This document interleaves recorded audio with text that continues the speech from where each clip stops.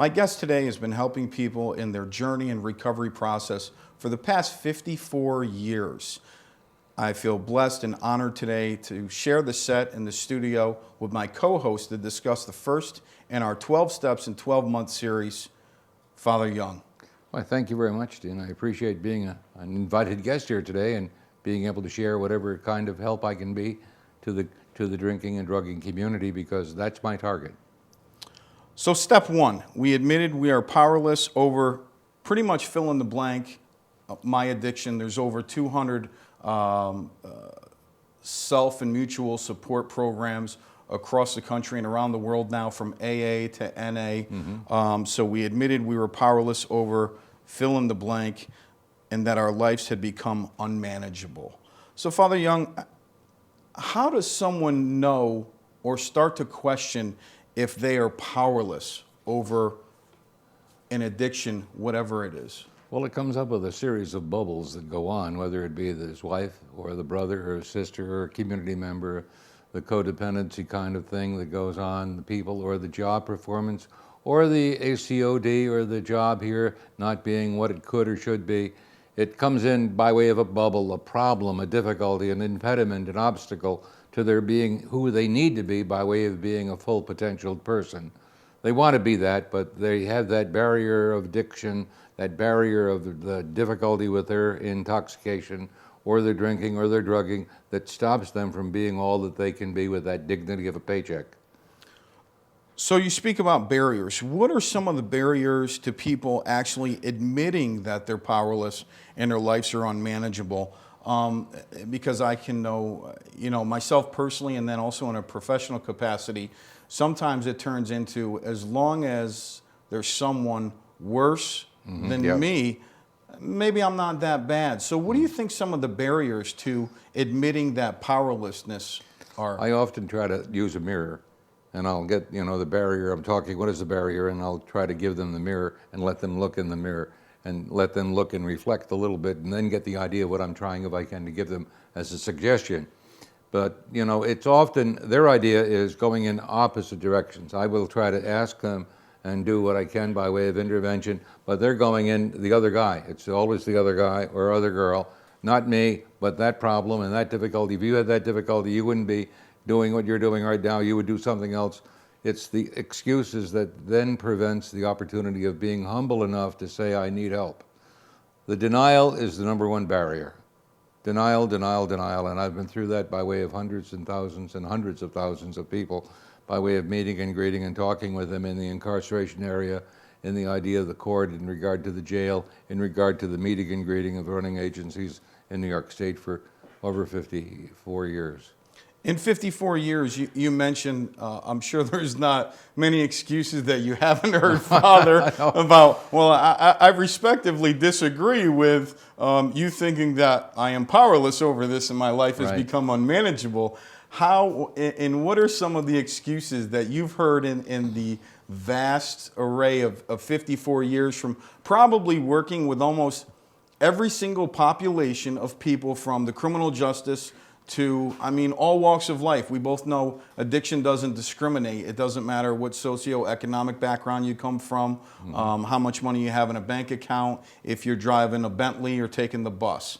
What are some of the excuses that you've heard, the ones that stand out the most and are most common for people to have to overcome to even get on to the second step?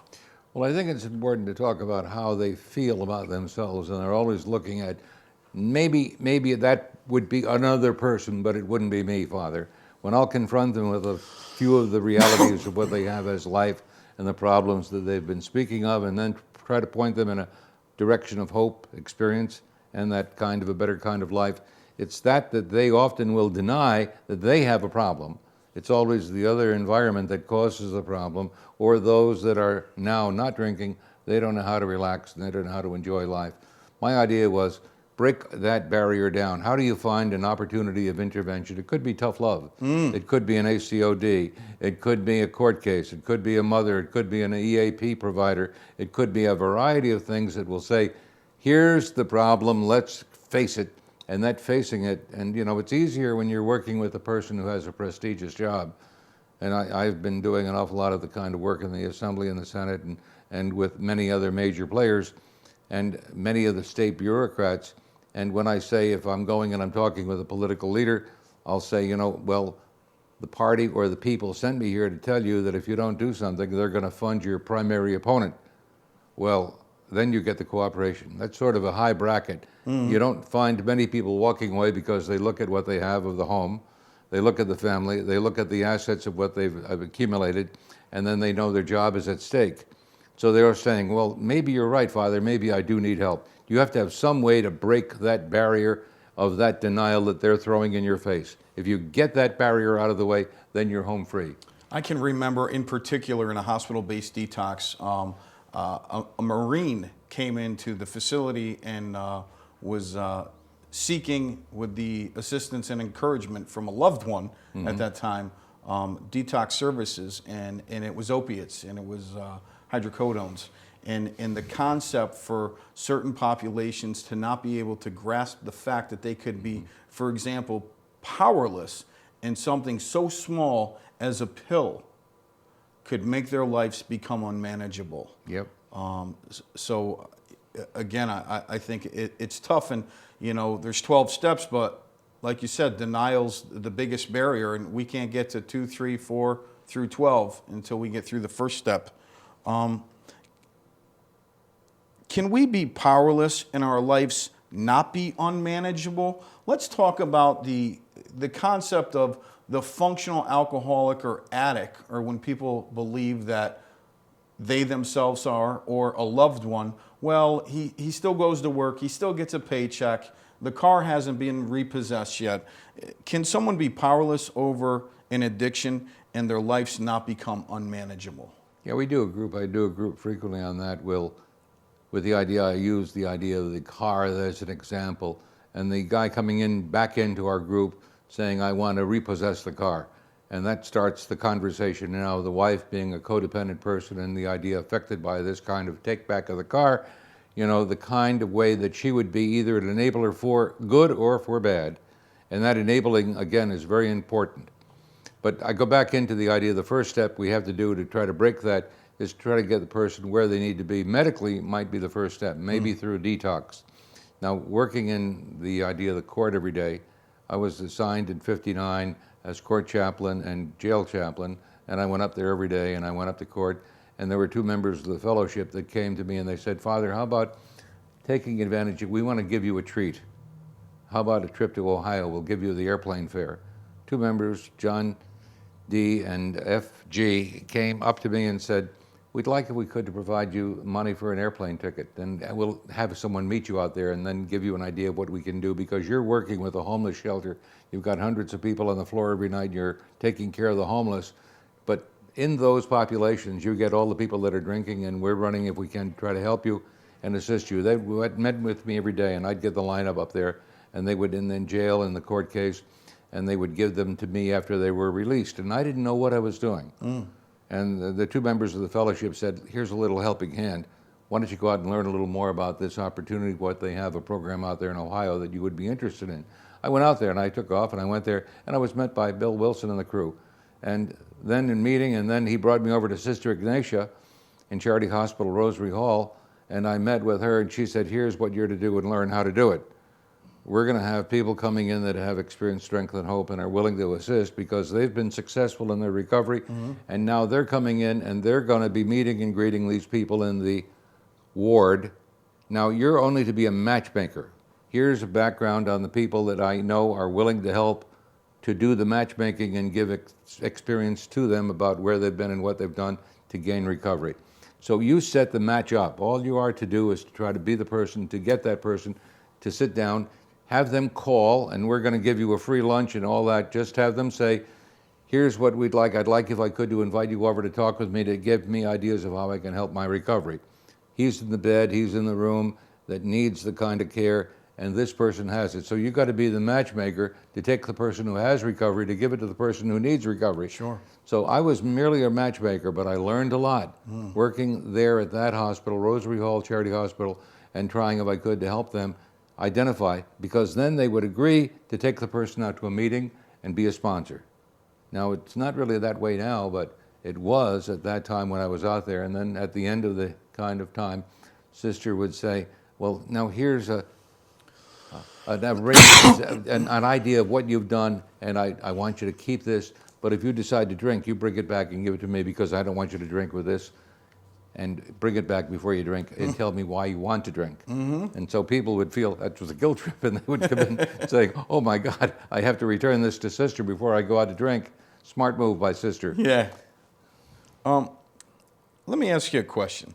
If someone admits they are powerless and their life has become unmanageable, the first step, then they relapse. Did they truly internalize that they are powerless and their life had become unmanageable? Well, that's a major kind of thing, because many don't, but many do. And you find out those who will be able to go back on the right track. My problem is, I feel it's a disease, I feel it's an illness. Absolutely. And if you get caught with the idea of going back in, and it might be something that you have as a diabetic condition, a cancer, or some other kind of thing, sometimes you don't really follow all the instructions and you're not taking the right kind of medication, you're going back in for the care. I think it's the same thing. You need more, maybe extended care, maybe you missed something, maybe you didn't take the right step at that right time. So I feel it could be something that could be, again, reinforced by the therapy team in a relapse prevention program. So if someone relapses, doesn't necessarily mean that they haven't grasped the concept that they're powerless. It just means that they are still an addict. Yeah. Dick Caron, down in the idea of the first Caron Foundation House, he was a very close friend of mine. He wanted me to start a program in '59. Dick Caron was a great advocate of that, and he had a big sign in his, when you would come in, going out, you would not forget picking up. If you pick up the first drink, you will feel guilt of that first drink. And that's the kind of thing. He reminded people that they should not drink. And he reminded them, if you do, come back. So Dick Caron he was my master in that kind of work that I did in the early days, in the 50s and the 60s.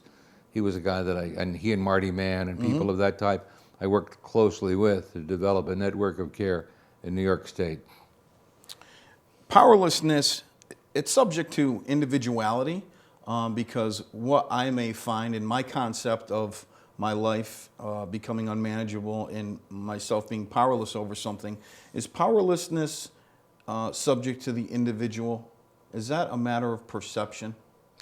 To me, perception is the negativity of people about who they are and what they are and what they feel they are. When we had, the idea of, you had mentioned the word destigmatize, I felt the legislation that we promoted for 35,000 meetings and 14 years of my life to change the law, the perception and the idea of who they thought they were was, I'm not worthy to do anything about it. I'm just caught, I'm a drunk, I'm a bum. And I heard that again and again and again and again in the kind of many types of legislative efforts I made. I was defeated every time because they didn't feel that they were really sick. They felt that they were a criminal. The destigmatization comes in when we destigmatized by the decriminalization. They opened up a door and they were no longer powerless. They were able to do something about their disease. And that makes them empowered. And then they were empowered to make it a win instead of a loss. What are some questions that you ask people when you meet them and have met them over the past 54 years in regards to, you mentioned initially that first point of intervention to try to assist someone on that path of admitting they're powerless and their life has become unmanageable. What are some questions that people can ask themselves, or what are some questions that you ask people that you've found have assisted in the process of people internalizing and grasping that first step, even if it's just for a brief moment, that mustard seed of hope that, okay, maybe there's a different way. I'm powerless over this. My life is unmanageable. I want to change. Well, I think a very important thing that I've tried to do and use as the example, it's a power of attraction.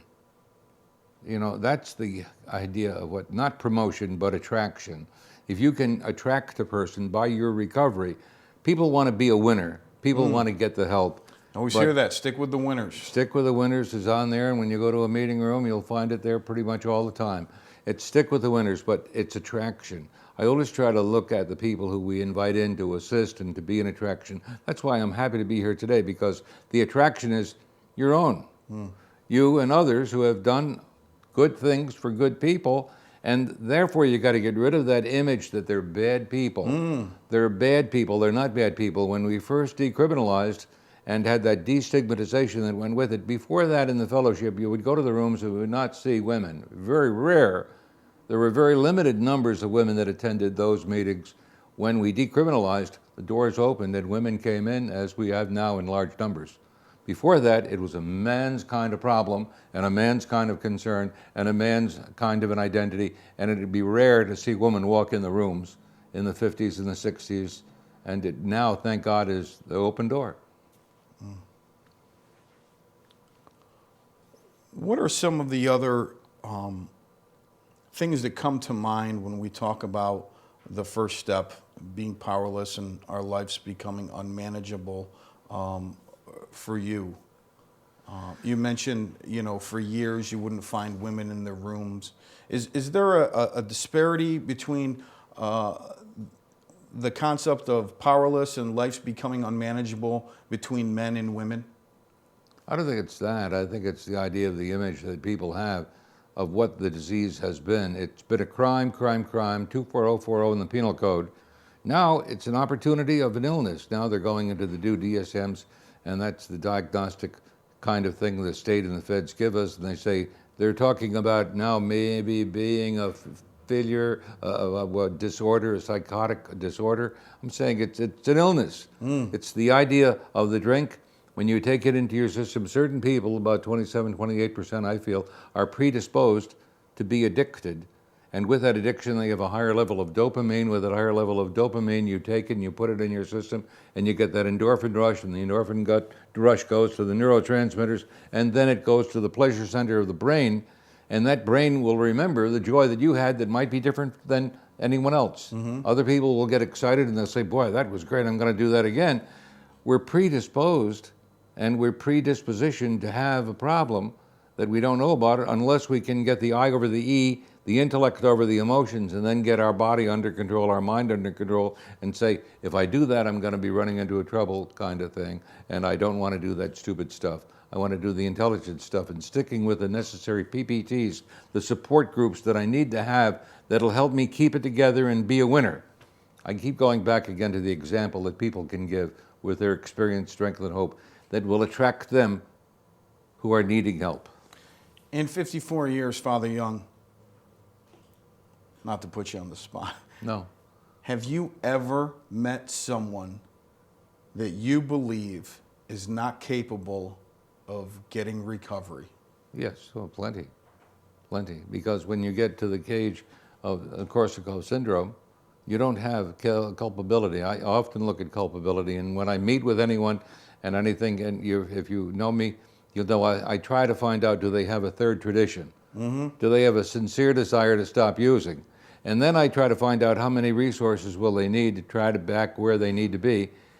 But you have to have that third decision. You have to want to get into recovery, not just need recovery. None of the steps are going to work if you don't have that desire to stop using. The third tradition is so important, and you have to have that sincere desire to want to get better. And they all do, but you have to hit the right spark at the right time. And that's why I use positive example. I try to get the winner to meet the person who needs the help, and then put that match together. And then in that kind of way, that person inspires the other to become a good person.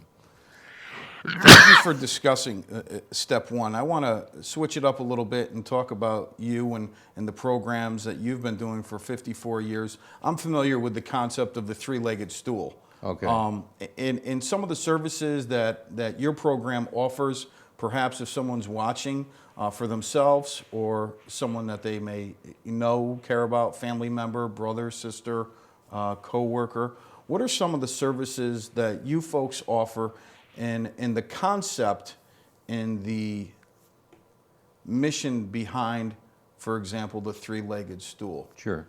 Happy to talk. We're scattered around the state, so we have been working with a lot of the three populations, the homeless, the addicted, and the criminal justice folk who have the commonality of being in any way affected by alcohol or drugs. So we try to work with that limited kind of group, and we try to then provide what we feel that they need. So I always talk about admit, accept, and surrender, to try to get them where they'll cooperate with us, because we try to show them that you can be that kind of success. And we talk about people who've been there and done that, and now they're back where they need to be, and they're happy, and they're getting the dignity of a paycheck. That's important to have. So we have to try to, if we can, to train people so that they can get the skills needed for a job. We have many vocational programs, and we're right now a little over 5,000 people a day. Wow. With over 500 employees. And so we're scattered around the state with that kind of an opportunity for recovery. But it's the idea of getting people into a position where they can get that kind of stabilization. How do you do that? By housing. You have to get them in there where you can provide housing. So we have many housing opportunities, whether it be halfway houses, supportive houses, certified houses, uncertified houses. We have a lot of uncertified houses because NIMBY will often be in the way of providing care. We feel that you have to keep that door open and keep the opportunity extending into where they can go in an inexpensive, affordable opportunity of safe, free from alcohol and drugs. So getting them into that kind of need would be the priority to me. But you have to get them in treatment first. So you have to get them to admit, accept, and surrender to their disease. And you were talking about the idea of the first step. And you're powerless over that disease. If you continue that disease, you're going the wrong way. We want you to go the right way and get the foundation, the stability of being on a three-legged stool where you can have treatment, housing, and employment. And that's our key. We try to go beyond the idea of treatment. We try to get the stabilization so you can keep it. Just don't get it and then lose it. Maintain it and then get that kind of job that you can, so you can be responsible and help other people.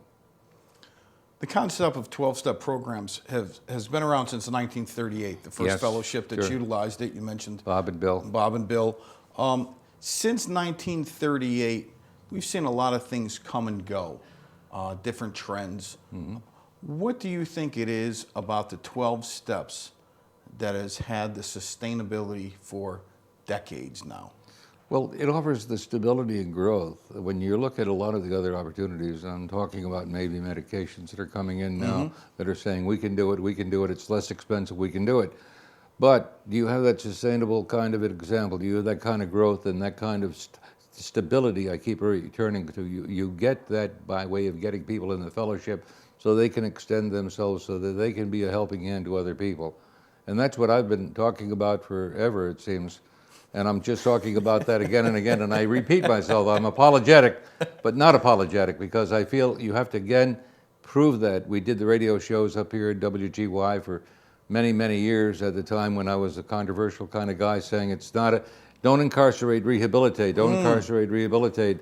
And then with Bill Edwardson on WGY, and I got all these conversations, and then we would meet on Monday morning, give our telephone number out, and we would use that kind of conversation at night to stimulate the thinking. If you need help, call us. We would have all of the members of the fellowship with us participating on the idea of receiving calls and having chances to then go out and respond to that kind of a need that they did through our council and through our efforts of a community networking program. Father Young, I'm familiar with some of the advocacy work that you've done at the legislature and most recently testifying at the Capitol. What is the future of recovery, and what are we missing in the last few minutes of this episode? What's the future of recovery? I feel we're losing the war. I mean, I've been in a war with the idea of where it's been for these many, many years that you've mentioned. And I've always been thinking optimistically. I'm not now, and I hate to say that. We're getting more funding, more programs and other things, but we're losing the idea of the people being involved to make and give back. The people are saying, I've been there and done that, now I'm taking care of myself. And sometimes that selfishness is not what we need now. We need to have the people that are able to take and carry the person to a meeting until they grab onto the idea of recovery. We're seemingly losing that. Back in the 50s and the 60s and the 70s, I could find many people who would quickly volunteer to do the networking and being a sponsor and then continue. And I really commend them and I praise them, because that's what I did for many years. I'd call up and I'd say, I need this guy to take a drive to take him to recovery. I need him here, I need him there. It was a beautiful kind of a relationship with the fellowship, and I enjoyed so much of that. And I think we're losing that enthusiasm and the excitement of being in recovery. In one sentence, if someone's watching or knows someone that's still sick and suffering, in one sentence, what advice would you give to them? Don't drink, don't drug, and go to meetings. Father Young, thank you. Sound advice. Peace be with you.